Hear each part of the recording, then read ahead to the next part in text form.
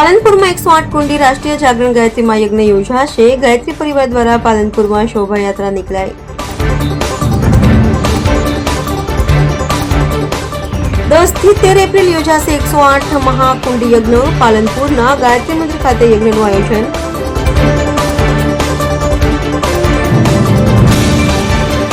ગાયત્રી પરિવારે યજ્ઞનો લાભ લેવા માટે અપીલ કરી.